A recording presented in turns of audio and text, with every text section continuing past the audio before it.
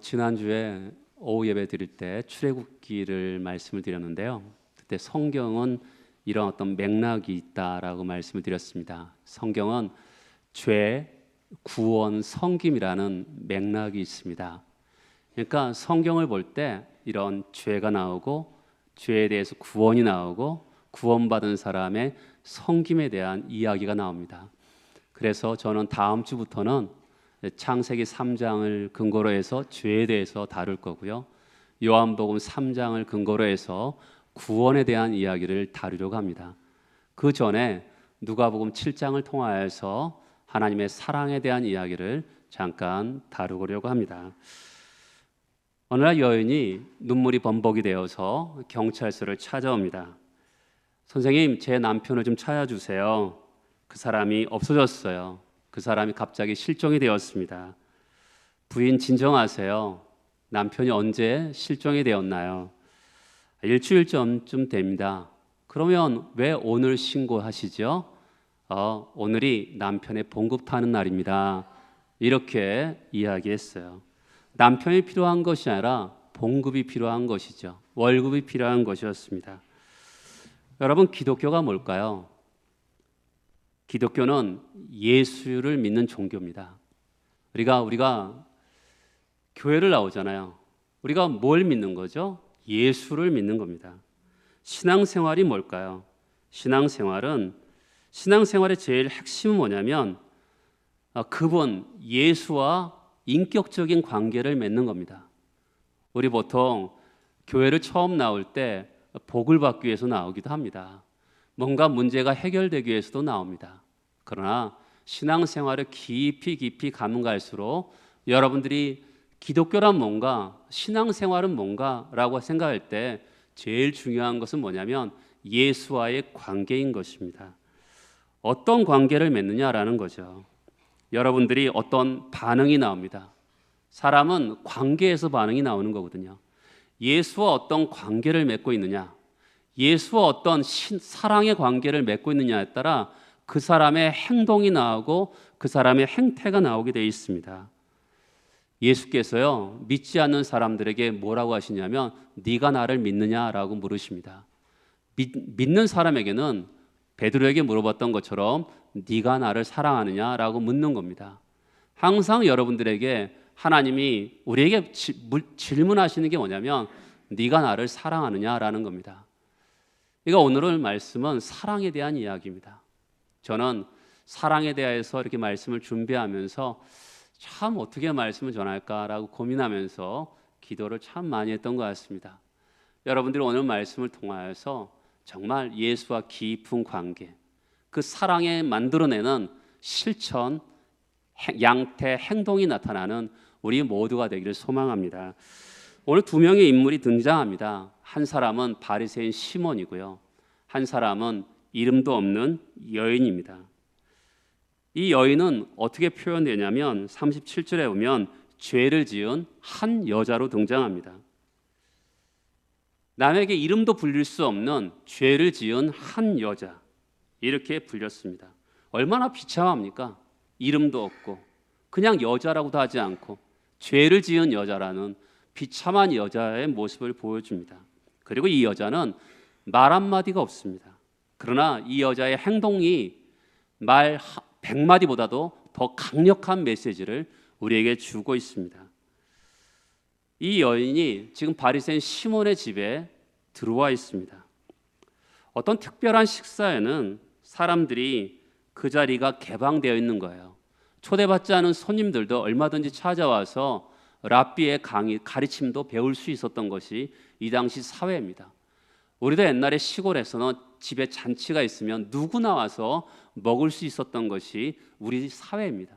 마찬가지로 이스라엘 사회 속에서도 이 연회, 잔치가 벌어지는데 누구나 들어와서 같이 그것을 즐길 수 있었던 것이 그 사회의 풍습이었습니다. 근데 잔치가 무르익을 무렵 갑자기 분위기가 싸해집니다. 왜 그러냐면 한 여인이 들어왔기 때문에 그렇습니다. 그 여인은 동네에서 다 아는 죄인이었습니다. 누구도 반길 수가 없는 거죠. 주인 시몬도 반기지 않고 또한 다른 손님들도 기분이 별로 좋지 않았을 것입니다. 그 여인이 그걸 몰랐겠어요? 다른 사람들 자기를 반기지 않을 거라고 알았음에도 불구하고 그 잔치에 참여한 이유는 바로 예수 때문이었습니다. 먼저 바리새인 시몬에 대해서 한번 생각해 보겠습니다. 36절에서 보면 한 바리새인이 예수께 자기와 함께 잡수시기를 청하니 이에 바리새인 집에 들어가 앉으셨을 때, 바리새인 시몬은 누구냐면 예수를 집에 청한 사람입니다. 누가복음 7장 전으로 보면 유대인들이 예수를 미워하고 적대시하는 장면들이 등장합니다. 그런데 이 바리새인 시몬은 아직까지도 예수에 대해서 호의적이어서 예수를 자기 집에 초청해서 식사를 대접하고자 하는 마음이 있었습니다. 그리고 40절에 보면 선생님 말씀하소서라고 합니다. 예수께서 시몬에게 내가 너에게 할 말이 있다 이렇게 말씀하니까 시몬이 선생님 말씀하세요 이렇게 준비되어 있는 모습을 봅니다. 극존칭은 아니지만 일반적인 존칭은 하고 있는 것이죠. 예수님에 대해서 상대적으로 호의적이고 예수님을 선생님이라 하면서 그 말씀에 귀담아 들을 준비가 되어 있는 사람입니다. 그런데 이 바리새인 시몬은 그 다음에 등장한 여인과 비교해 보면 예수님과 전혀 인격적인 개인적인 관계를 맺지 않고 있는 것을 볼 수가 있습니다. 어떻게 할 수 있을까요? 유대 사람들은요, 귀한 손님이 오면 특별한 행위가 있습니다. 첫 번째는 뭐냐면 그 손님이 오면 그의 손등이라든지 그의 이마에다가 입맞춤을 하게 돼 있습니다. 환영의 표시죠. 두 번째는 우리가 요즘에 신발을 신고 있지만 그 당시에는 슬리퍼를 신고 있었어요. 슬리퍼를 신고 있으니까 그 아스팔트 길도 아니고 먼지가 자욱하니까 얼마나 발이 지저분하겠습니까? 그래서 발 씻을 물을 대접해서 씻어주는 것이 하나의 기본적인 예의입니다. 기본적인 거예요. 또 세 번째는 바람에 날리고 먼지에 뒤집어 썼으니까 머리에 감람유를 발라주는 것이 예의였습니다. 우리 옛날 어르신들도 머리에 기름을 바르셨잖아요. 그런 것처럼 감람유를 발라서 머리에 먼지가 자욱하고 머리가 흐트러진 것에 대해서 머리를 정결하게 하고 정갈하게 하는 것이 귀한 손님을 맞이하는 예법이었습니다. 그런데 이 바리새인 시몬은 예수께 발 씻을 물도 내놓지 않았습니다. 그리고 입맞춤도 하지 않았고요. 머리에 감람유도 부어주지 않았습니다. 이 사람은 예수에 대해서 호기심도 있었고 예수님에 대해서 일반 존칭인 선생님이라고도 했는데 정말 인격적인 개인적인 관계는 전혀 없었던 것을 볼 수가 있어요. 두 번째 등장하는 여인은 이름도 없습니다. 죄인입니다. 그가 말하는 것도 한마디도 없습니다. 시몬은요, 그래도 대사가 있어요. 드라마에 대사가 있는 것처럼 이 시몬은 대사가 있어요. 어떤 대사가 나오냐면 39절에서 오면 마음속에 이렇게 생각하는 대사가 나오고요. 선생님 말씀하세요라는 대사가 등장합니다. 그런데 시몬과 달리 이 여인은 주님을 사랑하는 여인이었습니다. 지극히 사랑하는 여인이었어요. 47절에 오면 이는 그의 사랑이 많음이라 많은 사랑하는 여인이었죠. 어떻게 할 수 있을까요? 말 한마디 없는데 100마디 말보다 더 강력한 메시지가 있습니다. 그가 보여준 모습, 아까 그랬잖아요. 아까 세 가지 일반적인 사람들이 귀한 손님을 맞이하는 세 가지 풍습이 있었는데 그것보다 더 능가하는 일반적인 모습보다 더 능가하는 모습을 예수께 보여주고 있는 것이죠. 시몬은 기본적인 것도 하지 않았습니다. 그런데 이 여인은 어떻게 했냐면 발 곁에 서서 눈물을 흘립니다.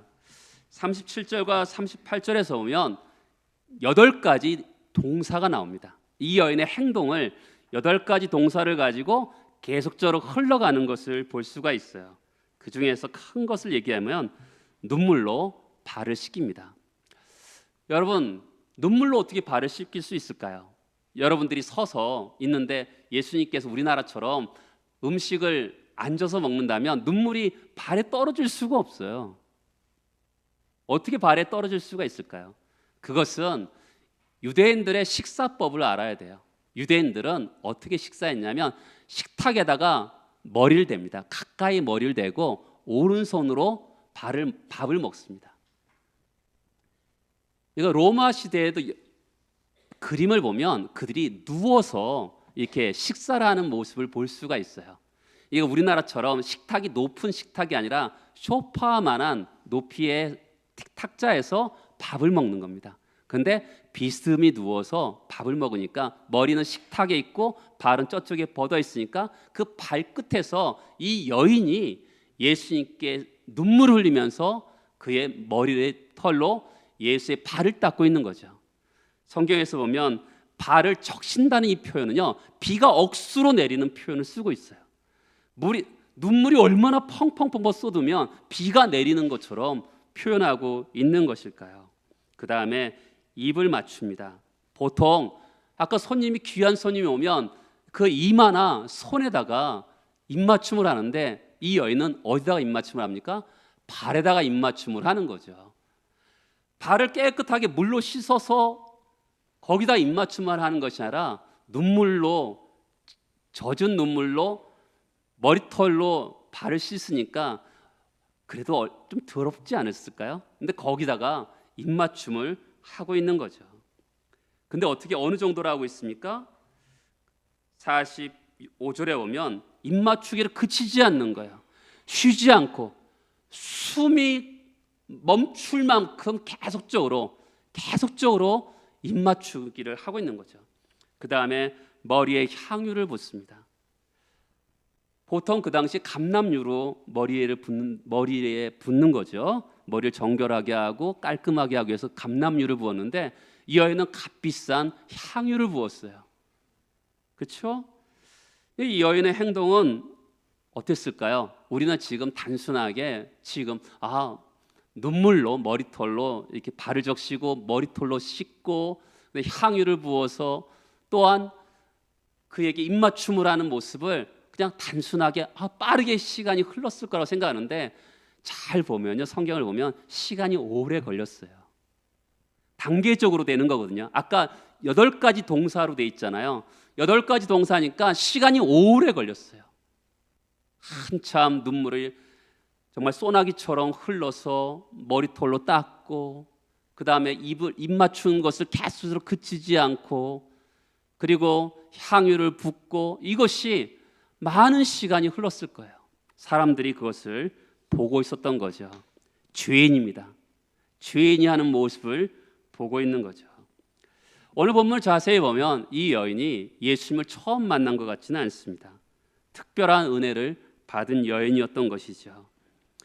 이 여인을 향해서 예수님이 47절에 오면 이는 그의 사랑함이 많음이라고 얘기하고 있어요.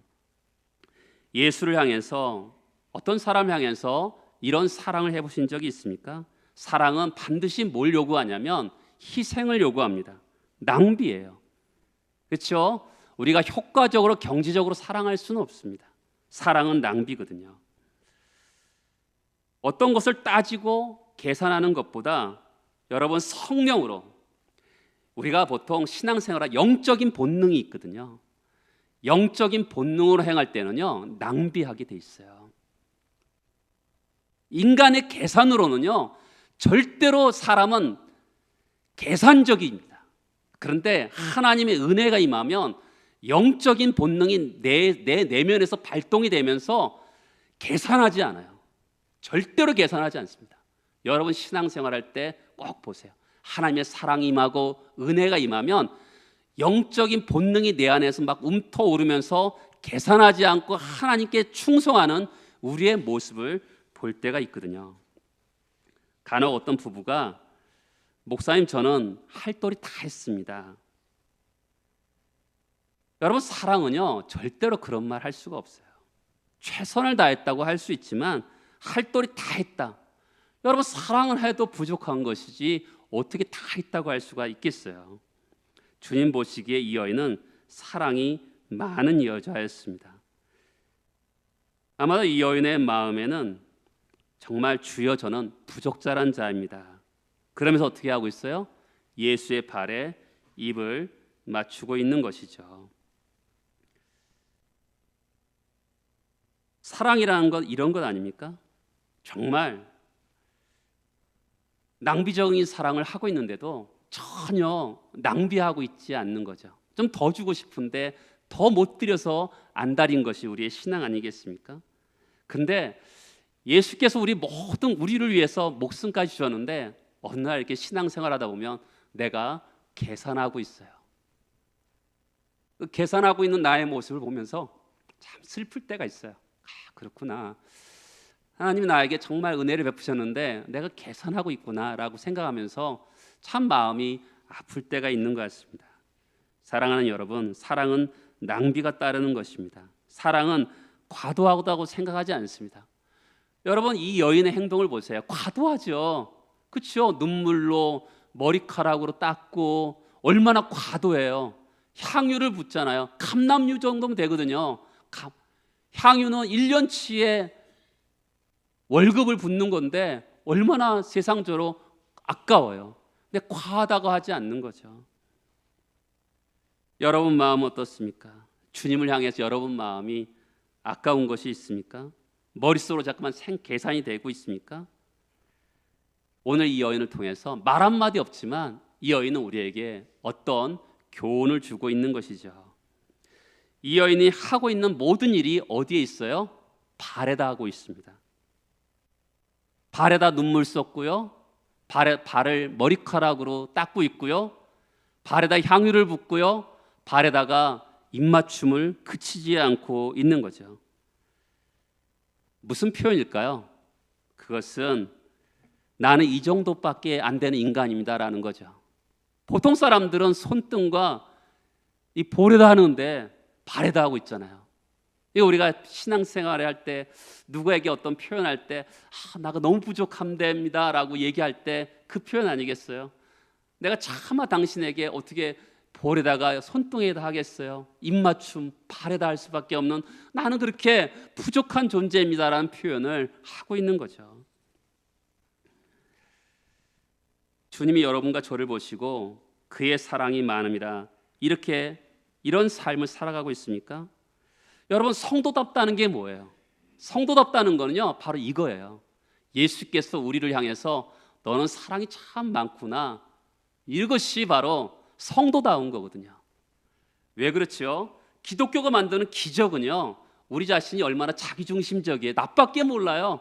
우리 다 나밖에 모르잖아요. 자기중심적이고 자아중심적인데 누구에게도 관심이 없었던 사람인데 예수가 나를 변화시키는데 정말 많은 사랑하는 사람으로 바뀌는 것이 기독교가 만드는 기적이죠. 그렇죠? 우리가 말하는 보통 기적하면 뭔가 병이 낫고 뭔가 부자가 되고 뭔가 잘 되는 것만 기적인데 성경이 말하는 기적은요, 사랑이 많은 사람이 되는 거예요.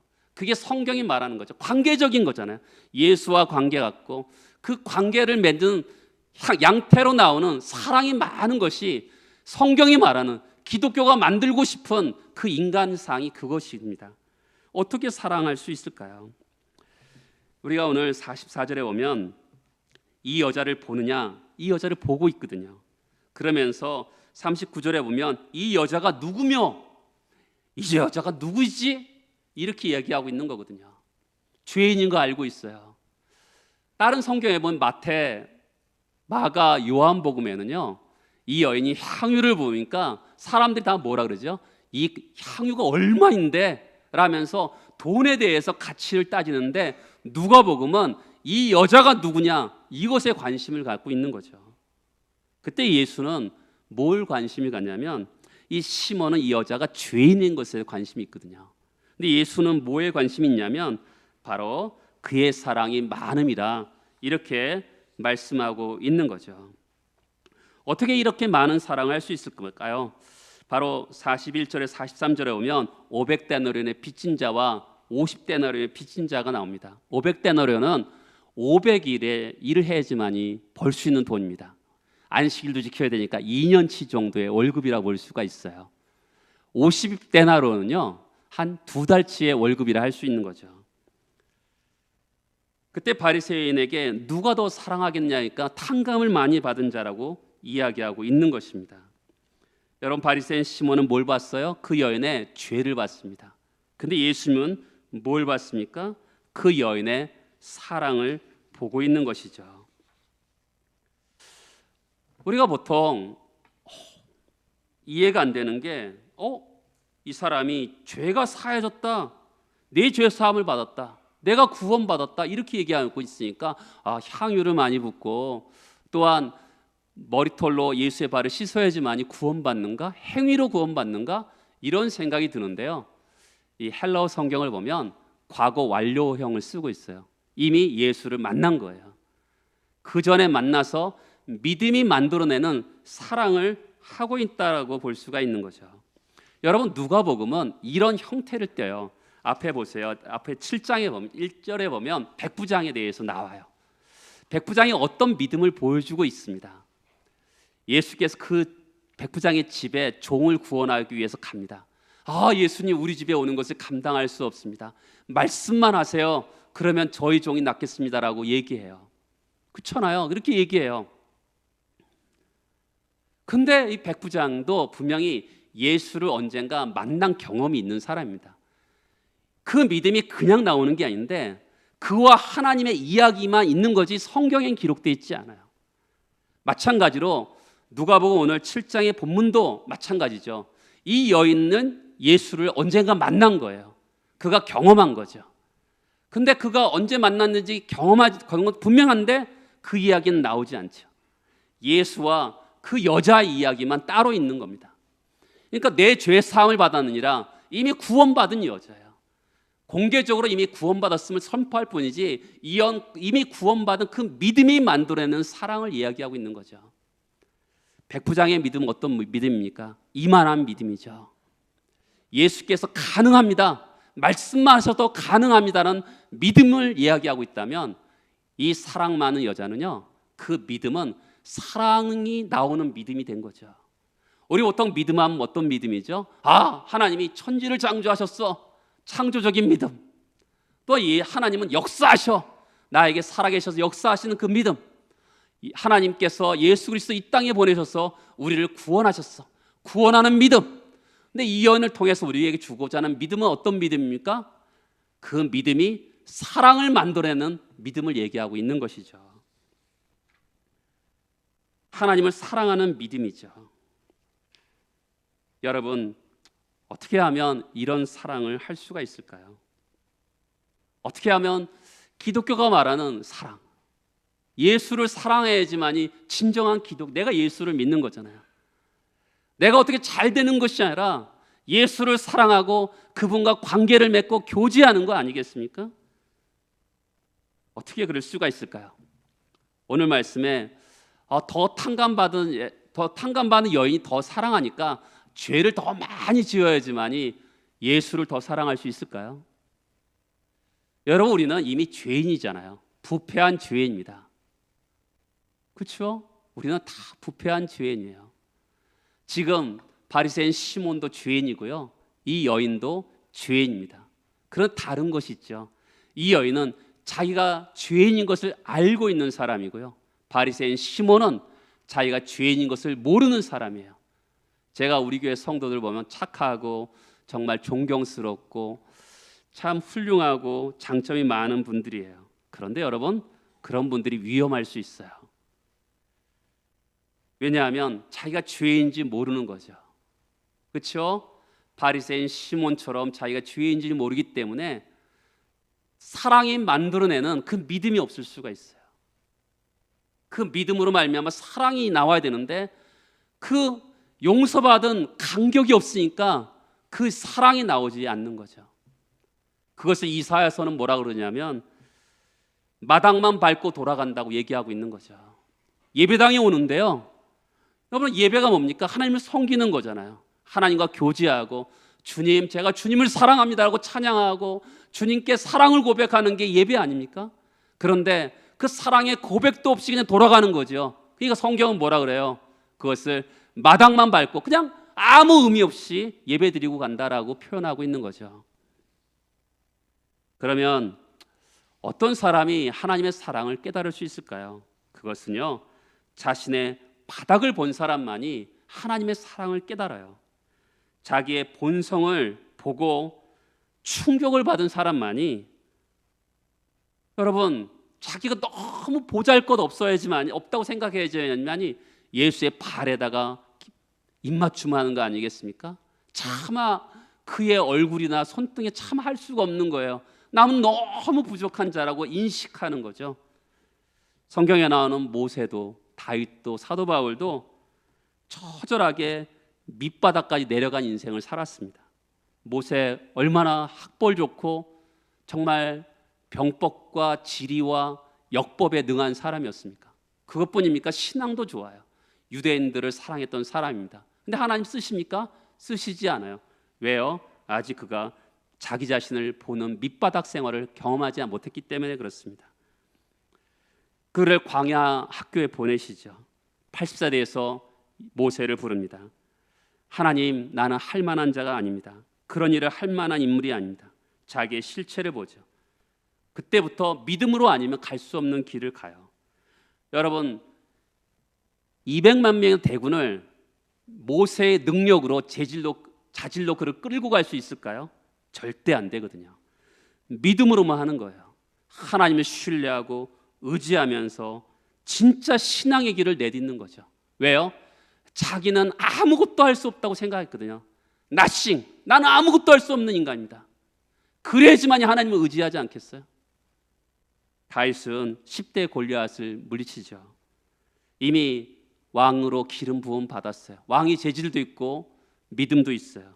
근데 하나님이 그를 10년 동안 사울에게 쫓겨다니게 합니다. 왜 그랬을까요? 그의 밑바닥을 보게 하는 거죠. 티끌만도 못하고 먼지 같은, 벌레 같은 자신의 실상을 보게 하는 거죠. 그래야지만 하나님을 의지하지 않습니까? 그래야지 주님의 발 앞에 입맞춤을 하는 거죠. 나 같은 인간, 그렇죠? 너무나 부족한 인간을 자기가 경험해봐야지만이 주님 발을 의지하면서, 주님을 의지하면서 살아갈 수 있는 거죠. 바울은 교회를 핍박했던 사람입니다. 스데반 같은 신실한 종을 죽일 때 가해자 편에 섰어요. 그때의 고통을 평생 가슴에 품고 삽니다. 그 흔적을 가지고 자신의 밑바닥을 보면서 죄인 중에 괴수라고 고백합니다. 많은 죄가 용서를 받은 것이 무엇인지 알아야지만이 많이 사랑할 수 있는 거죠. 여러분, 주님 앞에 깨진 경험이 굉장히 중요해요. 깨져야 되거든요. 부서져야 하리, 무너져야 하리, 그렇죠? 자기에게는 아무것도 내세울 게 없는 거죠. 나에게는 아무것도 없어요. 그럼 어떡하죠? 주님의 자비와 긍휼을 구하는 거죠. 하나님, 나는 아무것도 나한테 의지할 게 없습니다. 주님의 자비와 긍휼만을 의지합니다. 눈물을 쏟고 향유를 부을 것은 주님 발밖에 없습니다.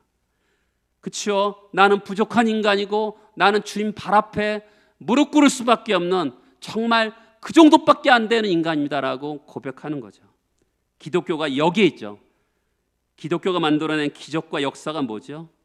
내 죄를 깨닫고 용서를 깨닫고 그 감격 때문에 아낌없이 낭비하는 사랑을 하는 겁니다. 그렇죠? 기독교의 기적이 뭐예요? 기적은 바로 하나님의 사랑을 깨닫고 낭비하는 겁니다. 관계적인 사랑을 했기 때문에 그 사랑을 경험한 사람은요, 반드시 낭비하는 사랑을 하게 돼 있는 거예요. 하나님의 사랑, 기독교는 예수이거든요. 예수의 사랑을 경험한 사람만이, 예수의 용서함을 경험한 사람만이 그 예수 앞에 모든 것을 드리고도 아까워하지 않는 것이 바로 기독교의 전부인 것이죠. 우리에게는 사랑이 만들어내는 과도한 낭비가 있어야 돼요. 주님이 모든 것을 포기하시고 우리를 위해서 아낌없이 우리를 위해 주셨잖아요. 그 사랑에 감격해야 되는 거죠. 그 사랑이 내 가슴에 묻어나야 되는 거죠. 그때 더 많은 사랑을 할 수 있는 거죠. 여러분, 그 마음에서 우리의 신앙이 시작되는 거예요. 예수의 용서, 주님의 사랑. 우리가 왜 교회 생활하면서 봉사합니까? 헌신하고 헌물합니까? 그 사랑이 만들어내는 거거든요. 그럼을 통해서, 작은 시작을 통해서 살아있는 부흥이 일어나는 거죠. 그렇죠? 이 여인을 통해서 우리에게 지금도 살아있는 부흥의 역사를 우리에게 보여주고 있잖아요. 그럴 때 어떻게 될까요?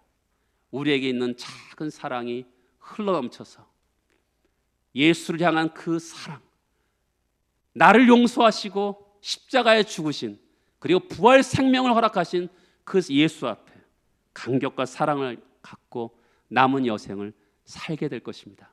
여러분, 이런 인생이 기독교의 인생입니다. 여러분을 이런 기독교로 초대합니다. 다 같이 일어나서 기도하시겠습니다.